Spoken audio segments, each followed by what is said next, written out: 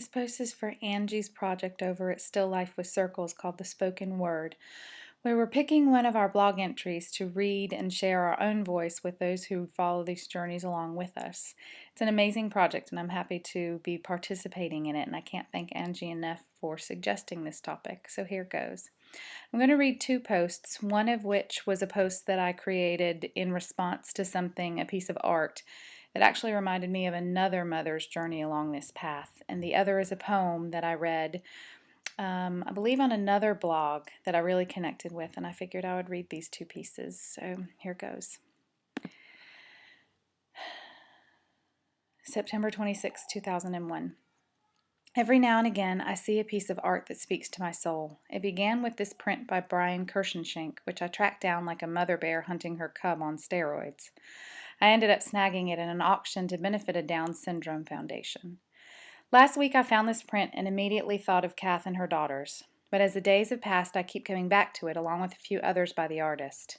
The haunting, ethereal manner in which she paints keeps pulling at me, and I find myself looking at this link on a daily basis. I might have to hit up her Etsy store.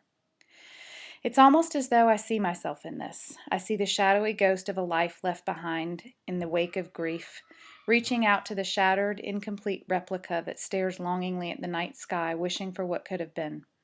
Both are so intimately connected, so close they could almost touch. I often feel that way about my old self and my new self, orbiting the same sun, moving along the same axis. We are such different souls, and yet we are connected and identical for one brief defining moment. The moment when everything changed, and in which the line between never and always seems to have been drawn in the deep indigo of a vast night sky. Don't Think of Him as Gone Away by Ellen Brenneman. Don't think of him as gone away. His journey's just begun.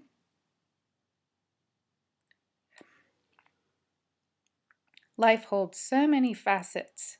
This earth is only one. Just think of him as resting from the sorrows and the tears in a place of warmth and comfort where there are no days and years. Think how he must be wishing that we could know today how nothing but our sadness can really pass away, and think of him as living in the hearts of those he touched, for nothing loved is ever lost, and he was loved so much. For 9 long months, we have missed you, sweet boy. We will miss you always. With love eternally, Mommy. Thanks for coming, and thanks for reading.